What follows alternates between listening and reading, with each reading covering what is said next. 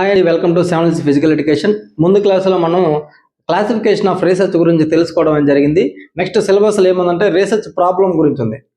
ఈ research problem గురించి తెలుసుకునే ముందుగా అసలు ఆ రీసెర్చ్ ప్రాబ్లం అసలు ప్రాబ్లం అంటే ఏందో తెలుసుకోవాలి. ప్రాబ్లం అనేది ప్రాబ్లం అనే పదము ప్రోబల్యం అనే గ్రీకు భాషా పదం నుంచి తీసుకోవడం జరిగింది. ప్రోబల్యం అనే గ్రీకు భాష పదం నుంచి తీసుకోవడం జరిగింది. ఇక్కడ ప్రో అంటే ఏంటంటే బిఫోర్. ఓకే, బల్యం అంటే ఏంటంటే టు త్రో. చూడండి, రీసెర్చ్ ప్రాబ్లంలో అసలు ప్రాబ్లం అంటే ఏంటంటే ఈ ప్రాబ్లం అనే పదాన్ని ప్రోబల్యం అనే గ్రీకు భాష పదం నుంచి తీసుకోవడం జరిగింది. ఇక్కడ ప్రో అంటే బిఫోరు, బల్యం అంటే టు త్రో. అసలు ప్రోబల్యం అని అంటే అర్థం ఏంటంటే ఐడియా ఆఫ్ థ్రోయింగ్ సంథింగ్ లేదా థ్రోయింగ్ ఫోర్త్ ఏ క్వశ్చన్ లేదంటే థ్రోయింగ్ ఫోర్త్ ఏ సిచ్యువేషన్. దీని అర్థం ఏంటంటే ఏదైనా ఒక ప్రశ్నని సంధించడం లేదా విసరడం. ఏదైనా ఒక ప్రశ్న సంధించడం లేదా విసరడం అంటే ఎవరికైనా ఒక సమస్యని దీనికి ఆన్సర్ ఏంది, దీనికి సమాధానం ఏంది అని చెప్పేసి ఛాలెంజ్గా వాళ్ళకి విసరడాన్ని మనము ఈ ప్రోబల్యం అని అంటాము. ఆ ప్రోబల్యం అంటే ఏంటంటే ప్రాబ్లం.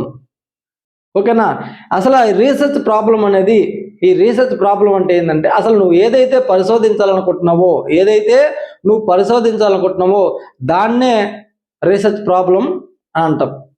ఏదైతే సమస్యను నువ్వు తీసుకుంటావో, ఏదైతే సమస్య అంటే ఏంటంటే ఇక్కడ క్వశ్చన్, ఏదైతే ఒక సమస్య ఆ సమస్యకి సమాధానం చెప్పాలనుకుంటున్నామో దాన్నే మనము రీసెర్చ్ ప్రాబ్లం అని అంటాం. ఈ రీసెర్చ్ ప్రాబ్లం అనేది పరిశోధకుడు ఎవరైతే రీసెర్చర్ ఉన్నాడో అతను వివరణాత్మకంగా లేకంటే ప్రయోగాత్మకంగా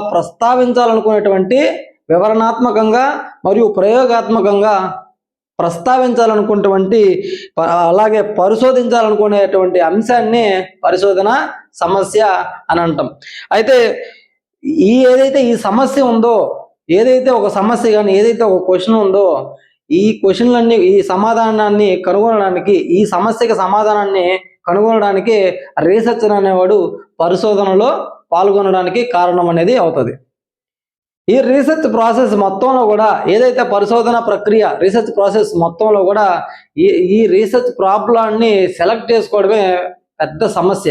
అన్నిటికంటే కష్టమైనది ఏది అంటే నువ్వు తీసుకునే క్వశ్చనే, రీసెర్చ్ ప్రాబ్లం తీసుకోవడమే నువ్వు అన్నిటికంటే పెద్ద కష్టమైనది. ఈ రీసెర్చ్ ప్రాసెస్ మొత్తంలో కూడా హార్ట్ ఏదేనంటే కేంద్ర బిందువు అంటే సెంటర్ పాయింట్ ఏదైతే ఉందో అదే ఈ మనకి research problem. Heart of the research process అంటే గుండె లాంటిది. ఈ రీసెర్చ్ పరిశోధన ప్రక్రియ మొత్తానికి కూడా గుండె లాంటిది ఏది అంటే మనకి రీసెర్చ్ ప్రాబ్లం. అలాగే సైంటిఫిక్ ప్రాసెస్ మొత్తంలో కూడా ఈ రీసెర్చ్ ప్రాబ్లం అనేది ఒక ఇంధనం లాంటిది, ఒక ఫ్యూయల్ లేకపోతే బండి నడవదు కదా. అలాగే ఇక్కడ కూడా మనకి రీసెర్చ్ ప్రాబ్లం అనేది అసలు ఫస్ట్ ఆఫ్ ఆల్ నువ్వు ఏమి రీసెర్చ్ చేయాలనుకుంటున్నావు, ఆ రీసెర్చ్ ప్రాబ్లం అనేది లేకపోతే నీ రీసెర్చ్ ప్రాసెస్ ఆ ప్రక్రియ అనేది ముందుకు నడవదు. ఈ విధంగా ఉంటుంది రీసెర్చ్ ప్రాసెస్. ఈ రీసెర్చ్ ప్రాసెస్కి సంబంధించి అంటే నువ్వు ఈ రీసెర్చ్ ప్రాబ్లం కానీ ఎంపిక చేసుకుంటే మంచిగా ఒక సమస్యను కానీ నువ్వు ఏదైతే ఎంచుకుంటావో అప్పుడే ఒక కొత్త విషయాన్ని నువ్వు కనుగొనడానికి ఒక ముందడుగు వేసినట్లుగానే ఉంటుంది. ఎప్పుడైతే నువ్వు ఒక రీసెర్చ్ ప్రాబ్లంని సెలెక్ట్ చేసుకుంటావో, ఫలానా దాన్ని నేను రీసెర్చ్ చేయాలనుకుంటావో అప్పుడే ఒక కొత్త విషయాన్ని ఆవిష్కరించినట్టే అవుతుంది. ఒక కొత్త విషయాన్ని కనుగొనడానికి ఒక ముందడుగు నువ్వు వేసినట్లే ఉంటుంది. ఇప్పుడు అర్థమైందండి అసలు రీసెర్చ్ ప్రాబ్లం అంటే ఏందనేసి. రీసెర్చ్ ప్రాబ్లం అంటే ఏం లేదు, నువ్వు ఏదైతే రీసెర్చ్ చేయాలనుకుంటున్నావో, ఏ దానికి నువ్వు సమాధానం చెప్పాలనుకుంటున్నావో, దేనైతే నువ్వు ప్రయోగాత్మకంగా నిరూపించాలనుకుంటున్నావో దాన్నే మనము రీసెర్చ్ ప్రాబ్లం అంటాం. ఓకేనా? దీని గురించి అసలు దీని సోర్సెస్ ఎక్కడుందో తెలుసుకోవాలి. ఇక్కడ కనుక చూసినట్లయితే రీసెర్చ్ ప్రాబ్లం అనేది మెయిన్గా చూడండి. రీసెర్చ్ ప్రాబ్లం అనేది రీసెర్చ్ ప్రాసెస్ మొత్తాన్ని కూడా, పరిశోధన ప్రక్రియ మొత్తానికి కూడా ఎటువంటిది, హార్ట్ లాంటిది, గుండె లాంటిది. అలాగే శాస్త్రీయ పరిశోధన మొత్తానికి కూడా ఇది ఒక ఇంధనం లాంటిది, ఫ్యూయల్ లాంటిది.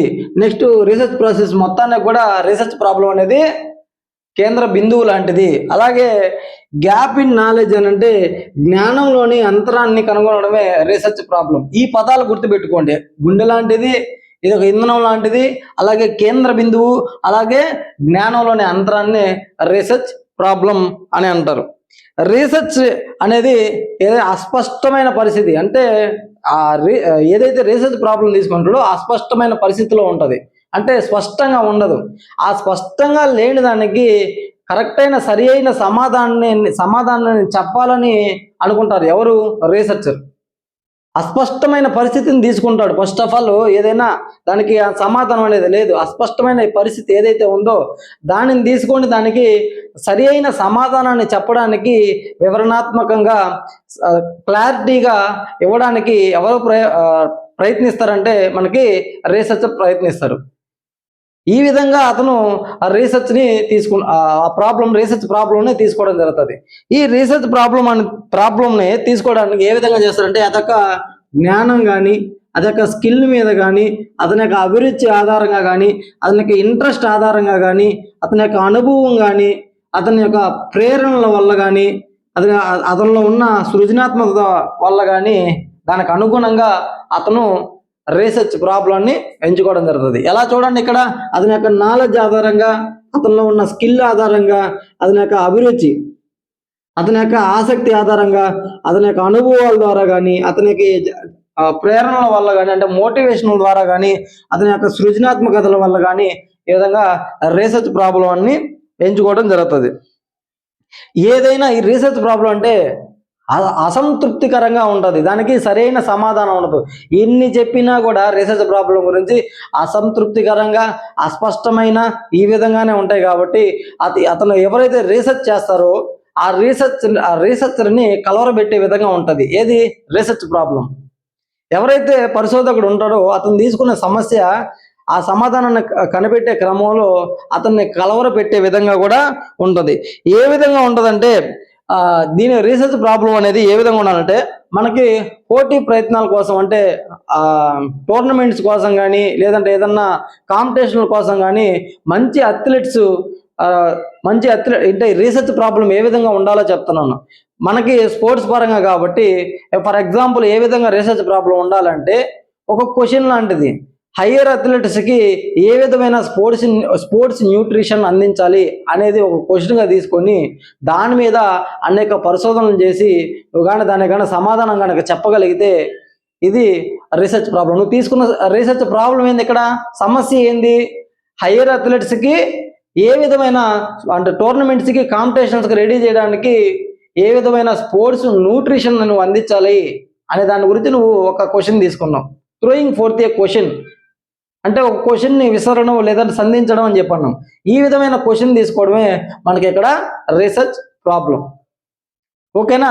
దీనికి సంబంధించి next identification of research problem అనేది ఏంటో చూద్దాం. అంటే నువ్వు గుర్తించాలి, రీసెర్చ్ ప్రాబ్లం ఏ విధంగా గుర్తించాలి, అదే లొకేషన్ ఎక్కడ, దాన్ని ఎలా గమనించాలి, ఎక్కడి నుంచి నువ్వు తీసుకోవాలి అనే దాని గురించి ఇప్పుడు చూద్దాం. నెక్స్ట్ ఇక్కడ మన రీసెర్చ్ ప్రాబ్లంని ఏ విధంగా ఐడెంటిఫై చేయాలి అనేది కానీ చూసుకున్నట్లయితే ఈ రీసెర్చ్ ప్రాసెస్ మొత్తంలో కూడా మనం ఫస్ట్ అండ్ ఫోర్మోస్ట్ దీని గురించి చూసుకోండి. ఐడెంటిఫికేషన్ అనేది ఫస్ట్ స్టెప్, ఫస్ట్ అండ్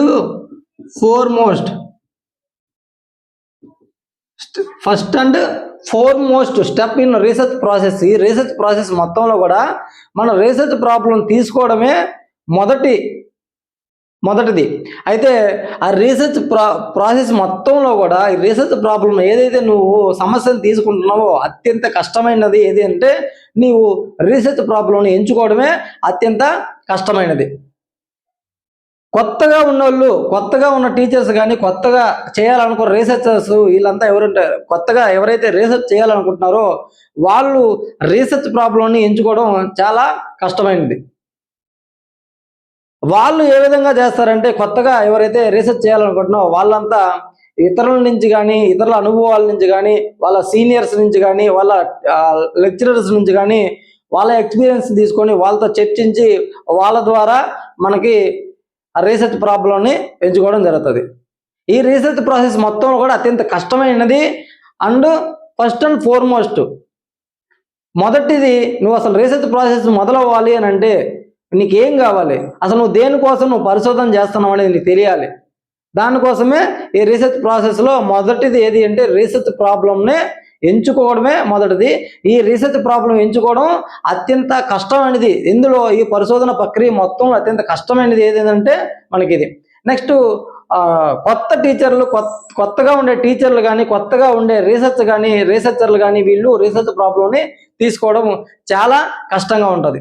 అయితే మనకి రీసెర్చ్ ప్రాబ్లం అనేది ఏ విధంగా నువ్వు తీసుకుంటావు అంటే జనరల్గా, అంటే దీనికి సంబంధించి రీసెర్చ్ ప్రాబ్లం సంబంధించి జనరల్గా నార్మల్గా 3 రకాలుగా ఉంటుంది.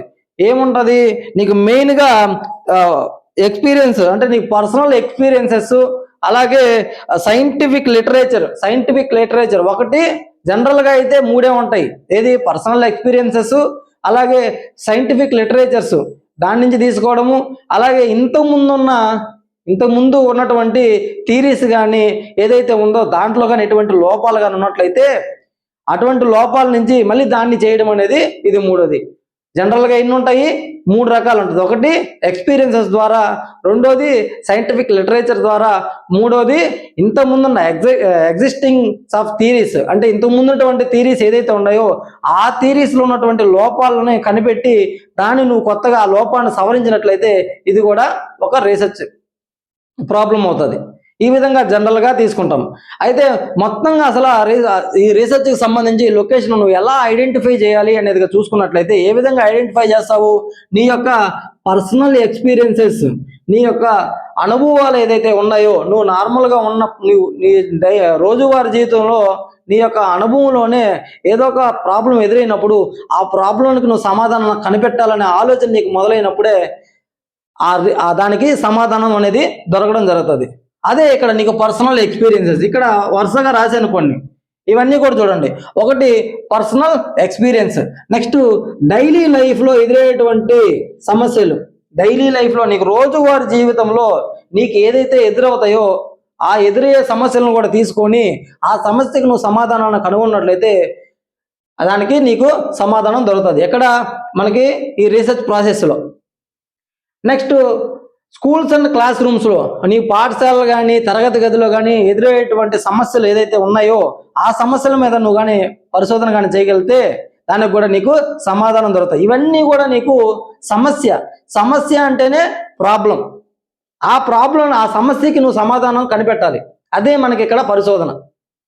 ఓకేనా, ఎక్కడెక్కడ నీకు సమస్యలు ఎదురవుతాయి, ఎక్కడెక్కడ నీకు రీసెర్చ్ ప్రాబ్లం అనేది నువ్వు ఎంచుకోవడం జరుగుతుంది అని చూస్తే మనకి ఒకటి పర్సనల్ ఎక్స్పీరియన్సెస్ ద్వారా, నెక్స్ట్ రోజువారీ జీవితంలో ఎదురయ్యేటువంటి సమస్యలు ఏదైతే ఉన్నాయో దాని ద్వారా కానీ, నెక్స్ట్ స్కూల్స్లో కానీ క్లాస్ రూమ్లో కానీ నీకు ఎదురయ్యే సమస్యలు ఏదైతే ఉన్నాయో ఏ దానికైతే నువ్వు సమాధానం చెప్పలేకపోతావో, సమాధానం చెప్పలేనటువంటి దాన్ని నువ్వు ఛాలెంజ్గా తీసుకొని దానికి సమాధానం కనుగొనడం ద్వారా దానికి సమాధానం కనుగొంటావో అక్కడే రీసెర్చ్ మొదలవుతుంది. అదే నీకు రీసెర్చ్ ప్రాబ్లం, అదే ఒక క్వశ్చన్ అన్నమాట. ఓకేనా, నెక్స్ట్ పరిష్కరించలేని సమస్యలు ఏదైతే ఉన్నాయో, ఏవైతే ఫస్ట్ ఆఫ్ ఆల్ పరిష్కరించలేని ఆ సమాధానం చెప్పలేనటువంటి క్వశ్చన్స్ ఏదైతే ఉన్నాయో వాటిలన్నిటికీ ఒక ఆర్డర్లో రాసుకొని ఏ దానికైతే నువ్వు సమాధానం ఒక ఆర్డర్లో రాసుకొని వాటికి సమాధానం చెప్పగలగాలి.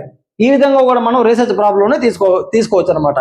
ఏదైతే క్వశ్చన్స్ ఉన్నాయో, ఏదైతే మనము ఒక ఆర్డర్లో రాసుకొని వీటిలన్నిటికీ మనం సమాధానం చెప్పలేకపోతున్నాం అని చెప్పి ఒక ఆర్డర్ రాసుకొని దీంట్లో మొదటగా ఫలానా సమస్యను మనం తీసుకున్నాము, దీనికి సమాధానము చెప్దాము అని చెప్పి నువ్వు తీసుకుంటావు. అది కూడా ఒక రీసెర్చ్ ప్రాబ్లంగా తీసుకోవచ్చు అనమాట. ఏది, పరిష్కరించలేని సమస్యలు.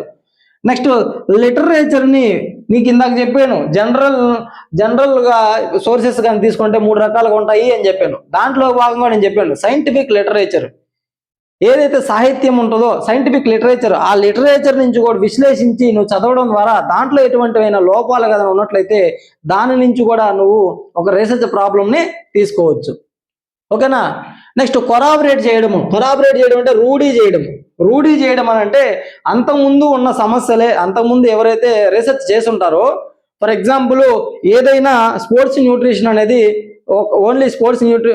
అనేది ఓన్లీ మీరు అంతకుముందు అమ్మాయిల మీద కనుక చేసినట్లయితే సేమ్ అదే సమస్యను తీసుకొని సేమ్ అదే ప్రాబ్లం తీసుకొని మీరు అబ్బాయిల మీద దాన్ని రూఢీ కనపరిస్తే కొరాబరేట్ కానీ చేసినట్లయితే అది కూడా ఒక రీసెర్చ్ ప్రాబ్లంగా తీసుకోవచ్చు. ఓకేనా. నెక్స్ట్ వివాదాస్పదం ఇక్కడ అవాయిడ్ చేయాలి. అవాయిడ్ చేయాలి. వివాదాస్పదమైనటువంటి వాటిని మనం రీసెర్చ్ ప్రాబ్లంగా తీసుకోవడం కంటే దాన్ని అవాయిడ్ చేయడం బెటర్. ఓకేనా. నెక్స్ట్ డిస్కషన్ అంటే ఇందాక చెప్పాను నేను. డిస్కషన్ అంటే నోయిస్ టీచర్స్ అంటే కొత్త టీచర్స్ కానీ కొత్తగా రీసెర్చ్ చేసే వాళ్ళకు కూడా వాళ్ళు రీసెర్చ్ ప్రాబ్లం ఎంచుకోవడంలో చాలా కష్టంగా ఉంటుంది కాబట్టి వాళ్ళు చర్చలు చేయడం, డిస్కస్ చేయడం కానీ వాళ్ళ సీనియర్స్ నుంచి డిస్కస్ చేసి లెక్చరర్స్ నుంచి వాళ్ళ యొక్క అనుభవాల ద్వారా తీసుకొని దాని నుంచి మనము ఒక రీసెర్చ్ ప్రాబ్లంగా ఎంచుకోవచ్చు. అలా మనకి డిస్కషన్స్ కూడా నువ్వు రీసెర్చ్ ప్రాబ్లం ఎంచుకోవడానికి ఉపయోగపడతాయి. నెక్స్ట్ లైబ్రరీ సోర్సెస్ అంటే లైబ్రరీలో చదవడం ద్వారా ఎక్కడైనా సరే లోపం అనేది కనిపిస్తే ఎక్కడైతే నీకు లోపం కనిపిస్తుందో ఆ లోపాన్ని నువ్వు సమస్యగా మార్చగలగాలి. ఇలా అనేక లైబ్రరీలో దొరికేటువంటి అనేక సోర్సెస్ నుండి కలెక్ట్ చేసుకొని ఒక ఆర్డర్లో రాసుకొని వాటికి నువ్వు సమాధానం చెప్పగలగాలి. ఇది కూడా ఒక రీసెర్చ్ ప్రాబ్లంని తీసుకునే సోర్స్. ఎక్కడ? Library sources.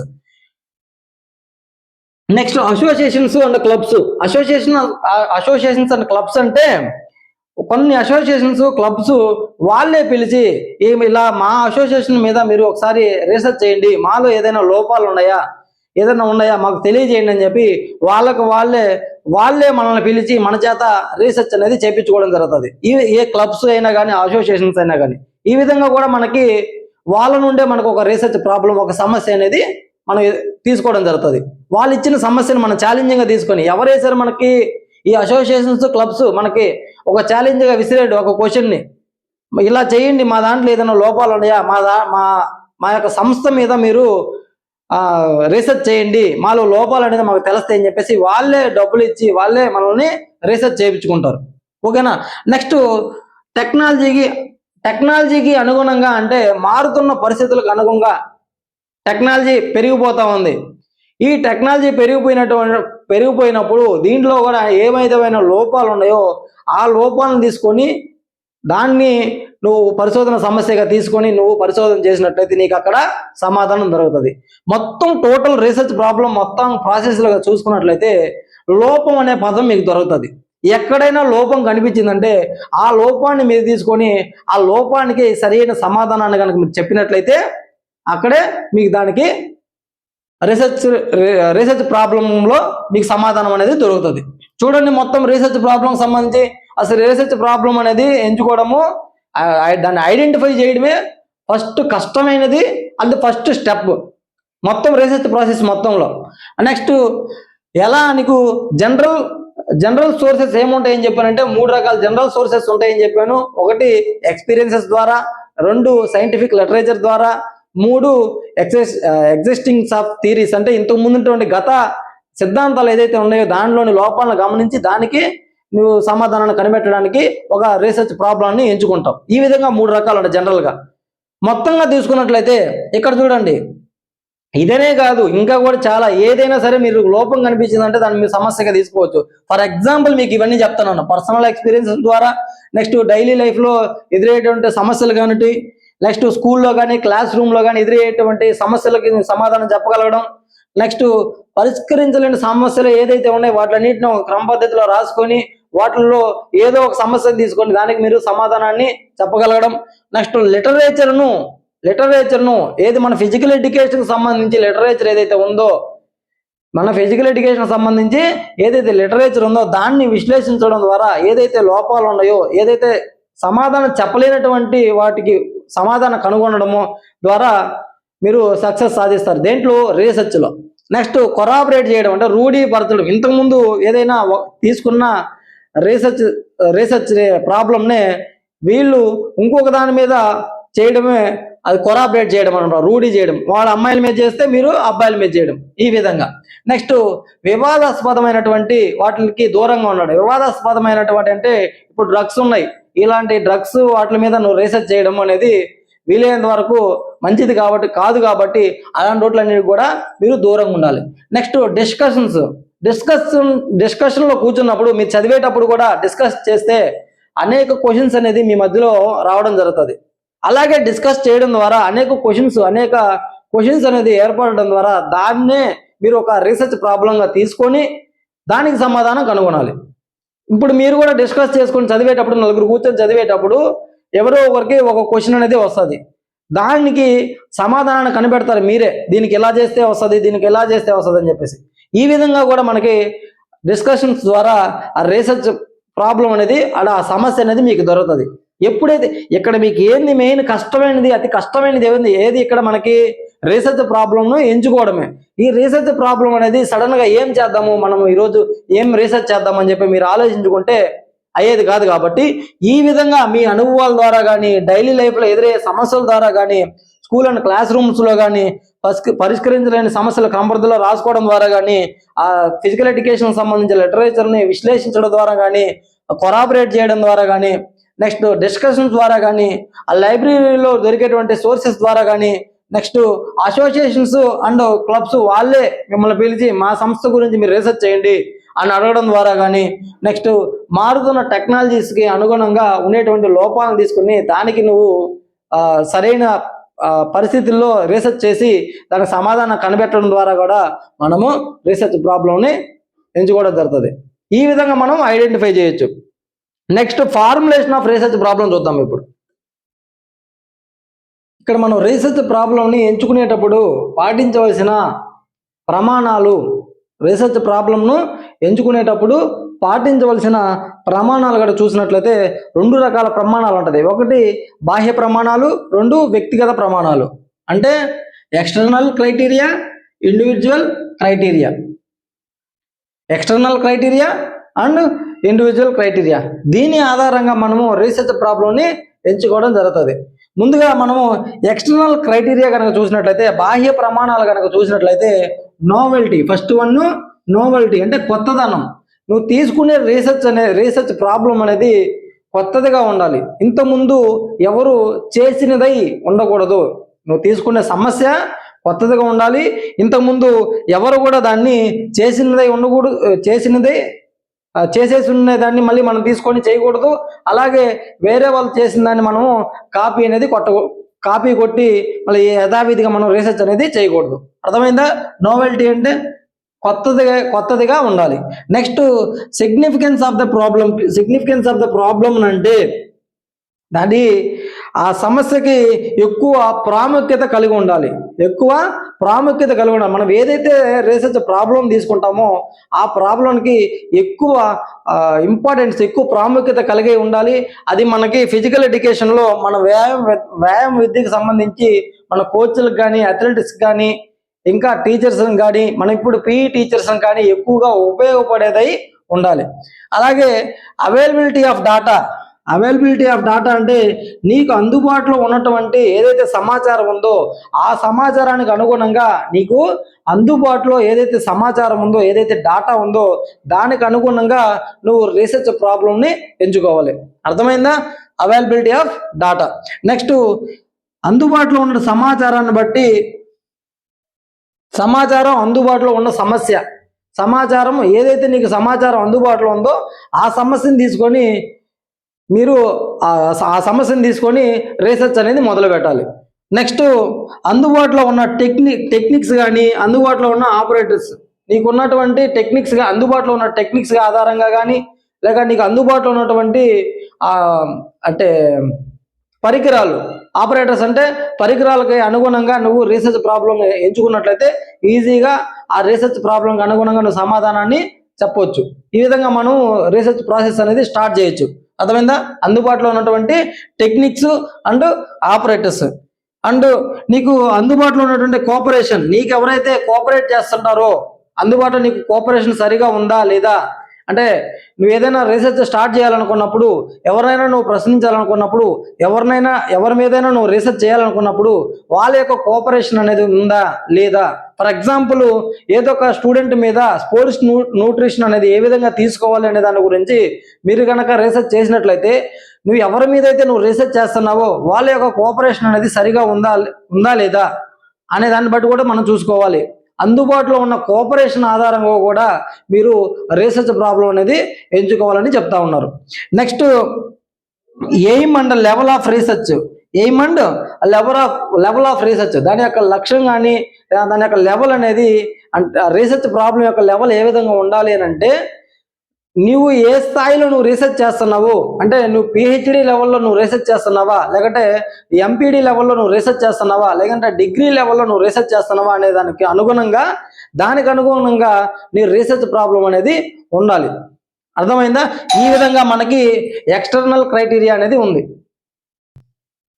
నెక్స్ట్ చూడండి, ఇక్కడ ఎక్స్టర్నల్ క్రైటీరియా అంటే నోవెల్టీ, అది తీసుకునే సమస్య అనేది కొత్తగా ఉండాలి. ఎవరు వేరే వాళ్ళు చేసిన దాన్ని కాపీ కొట్టి మీరు మళ్ళీ చేసేలాగా ఉండకూడదు. అలాగే next significance of the problem, దాని యొక్క ప్రాముఖ్యత ఉండాలి. ఎవరికి మన ఫిజికల్ ఎడ్యుకేషన్ సంబంధించి, మన వ్యాయామ విద్యకు సంబంధించి మనకు ఉపయోగపడేదై ఉండాలి. అలాగే అవైలబిలిటీ ఆఫ్ డాటా, నీకు అందుబాటులో ఉన్న సమాచారాన్ని బట్టి, అంటే డాటా ఏదైతే అందుబాటులో ఉందో ఆ డాటాకు అనుగుణంగా చేయాలి. Next availability of techniques and operators, అంటే నీకు అందుబాటులో ఉన్నటువంటి టెక్నిక్స్ ఏదైతే ఉన్నాయో, దీనికి ఆపరేటర్స్ అంటే పరికరాలు ఏదైతే ఉన్నాయో దానికి అనుగుణంగా నువ్వు రీసెర్చ్ ప్రాబ్లం కానీ తీసుకుంటే నీకు రీసెర్చ్ ప్రాసెస్ అనేది ఈజీ అవుతుంది. దాంతోపాటు కోఆపరేషన్ అనేది కూడా చాలా ఇంపార్టెంట్. నీకు అందుబాటులో ఉన్నటువంటి కోఆపరేషన్ ఆధారంగా నువ్వు రీసెర్చ్ ప్రాబ్లం ఎంచుకొని ఆ రీసెర్చ్ ప్రాసెస్ని స్టార్ట్ చేయాలి. Next aim and level of research. Aim and level of research అని అంటే, నీవు ఏ స్థాయిలో నువ్వు రీసెర్చ్ చేస్తున్నావు, అది పిహెచ్డి లెవెల్లో చేస్తున్నావా, ఎంఫిల్ లెవెల్లో చేస్తున్నావా, ఎంపీడీ లెవెల్లో చేస్తున్నావా, డిగ్రీ లెవెల్లో చేస్తున్నావా, ఆ స్థాయికి తగ్గట్టుగా నువ్వు రీసెర్చ్ అనేది స్టార్ట్ చేయాలి. ఇవన్నీ కూడా మనకి ఎక్స్టర్నల్ క్రైటీరియా చూసుకోవాలి. మనం ఒక రీసెర్చ్ ప్రాబ్లం ఎంచుకోవాల్సినప్పుడు తీసుకోవాల్సిన ప్రమాణాలు అంటే మనకి బాహ్య ప్రమాణాలు, అలాగే వ్యక్తిగత ప్రమాణాలు. ఇప్పుడు మనం బాహ్య ప్రమాణాల గురించి మాట్లాడుకోవడం జరిగింది. ఇప్పుడు వ్యక్తిగత ప్రమాణాల గురించి చేయడం జరుగుతుంది అన్నమాట. వ్యక్తిగత ప్రమాణాల గురించి చూద్దాం ఇప్పుడు. నెక్స్ట్ పర్సనల్, అంటే ఇండివిజువల్గా వ్యక్తిగతమైన ప్రమాణాలు ఏ విధంగా ఉంటాయంటే, ఆ పరిశోధకుడు ఎవరైతే ఉన్నాడో, రీసెర్చర్ ఎవరైతే ఉన్నాడో అతని యొక్క ఆసక్తి, ఇందాక మనం చెప్పుకున్నాం, అతని యొక్క ఆసక్తి మేరకు ఆ రీసెర్చ్ ప్రాబ్లంని ఎంచుకోవాలి. అంతేగాని ఎవరో చెప్పారని ఏదో చేశారని చెప్పేసి చేసేస్తే దానికి కష్టమైపోద్ది. కాబట్టి అతని యొక్క ఆసక్తి ఆధారంగా ఆ రీసెర్చ్ని చేయాలి. ఇందాక మనం మాట్లాడుకునేటప్పుడు అసోసియేషన్స్, క్లబ్స్ అని చెప్పన్నాం. వాళ్ళు చెప్పి మా అసోసియేషన్, మా క్లబ్స్ మీద మీరు రీసెర్చ్ చేయండి అంటే, నీకు ఇంట్రెస్ట్ ఉంటేనే ఆ అసోసియేషన్స్, క్లబ్స్ వాళ్ళు చేయమన్న రీసెర్చ్ని నువ్వు స్టార్ట్ చేయాలి. ఇందాక మనం మాట్లాడుకునేది ఇక్కడ అదే మనం చెప్తున్నాం, ఇంట్రెస్ట్. అంతేగాని ఎవరో ఏదో చెప్పేశారని చెప్పేసి నీకు ఇంట్రెస్ట్ లేకుండా ఆ రీసెర్చ్ ప్రాసెస్ని స్టార్ట్ చేయకూడదు. అక్కడ నువ్వు సమస్యని తీసుకోకూడదు. ఇలా నీ వ్యక్తిగతమైన ప్రమాణాలు ఏదంటే దాంట్లో భాగంగా మొదటిది ఇంట్రెస్ట్. అలాగే నీ యొక్క సమర్థత, నీ యొక్క నాలెడ్జ్, నీకు ఎంతవరకు నాలెడ్జ్ ఉందో, నీకు ఎంతవరకు సామర్థ్యం ఉందో దానికి అనుగుణంగా నువ్వు రీసెర్చ్ ప్రాబ్లంని ఎంచుకోవాలి. ఒకటి ఇంట్రెస్ట్ ఆధారంగా నీకున్న ఆసక్తి మేరకు నువ్వు రీసెర్చ్ ప్రాబ్లం ఎంచుకోవాలి. దాంతోపాటు నీకున్న సామర్థ్యము, దాంతోపాటు నీకున్న జ్ఞానాన్ని బట్టి నువ్వు రీసెర్చ్ ప్రాబ్లాన్ని ఎంచుకోవాల్సి వస్తుంది. దాంతోపాటు కరేజ్ అండ్ కాన్ఫిడెంట్, నేను చేయగలను అనే ధైర్యము నీకు కాన్ఫిడెంట్గా నీకు ఉన్నట్లయితే ఆ రీసెర్చ్ ప్రాబ్లంని ఎంచుకోవాలి. అంతేగాని నీకు చేయలేను అనే భయంతో నువ్వు తీసుకుంటే చాలా కష్టం అవుతుంది. కాబట్టి నీ కరేజ్ అండ్ కాన్ఫిడెన్స్ కూడా చాలా ఇంపార్టెన్స్ ఏ దాంట్లో, మన రీసెర్చ్ ప్రాబ్లంని ఎంచుకోవడంలో. Next time and financial support, నీకు అందుబాటులో ఉన్నటువంటి, నీ చేతిలో ఉన్నటువంటి టైము, నీకు అందుబాటులో ఉన్న టైం ఆధారంగా, నీకు అందుబాటులో ఉన్న ఫైనాన్షియల్ సపోర్ట్ ఆధారంగా నువ్వు ఆ రీసెర్చ్ ప్రాబ్లం ఎంచుకోవాలి. అంతేగాని నీ చేతిలో డబ్బులు లేకుండా పెద్ద సమస్యను ఎంచుకొని, అంటే ఎక్కువ శాంపుల్స్ని, ఒక 50 మందిని నువ్వు శాంపుల్స్ని పరీక్షించాలి అని అనుకున్నప్పుడు నీకు ఎక్కువ అమౌంట్ కావాల్సి వస్తుంది. అలాంటప్పుడు నీ దగ్గర కొంత అమౌంట్ పెట్టుకొని నువ్వు ఎక్కువ మంది శాంపుల్స్ నువ్వు ట్రై చేయాలంటే చాలా కష్టం అవుతుంది. కాబట్టి నీకు అందుబాటులో ఉన్నటువంటి టైం ఆధారంగా, అలాగే అందుబాటులో ఉన్నటువంటి ఫైనాన్షియల్ సపోర్ట్ ఆధారంగా కూడా నువ్వు ఆ రీసెర్చ్ ప్రాబ్లంని ఎంచుకోవాలి. అర్థమైంది కదండి? వ్యక్తిగతమైనది చూడండి మళ్ళీ ఇంకొకసారి, ఇంట్రెస్ట్, నీ యొక్క సామర్థ్యము మరియు నీ యొక్క జ్ఞానాన్ని బట్టి నేను చేయగలనే కాన్ఫిడెంట్ అండ్ కరేజ్, ధైర్యం ఉండాలి. దాంతోపాటు టైం అండ్ ఫైనాన్షియల్ సపోర్ట్ ఉండాలి. ఈ విధంగా మనం ఒక రీసెర్చ్ ప్రాబ్లంని ఎంచుకునేటప్పుడు బాహ్య ప్రమాణాలు, వ్యక్తిగత ప్రమాణాలు ఏ విధంగా ఉంటాయి అనేది మీరు తెలుసుకోవాలి. అసలు ఫస్ట్ ఆఫ్ ఆల్ మనం రీసెర్చ్ ప్రాబ్లం అని చెప్పాం కదా, ఈ రీసెర్చ్ ప్రాబ్లంని రీసెర్చ్ టాపిక్ అని కూడా అంటాం.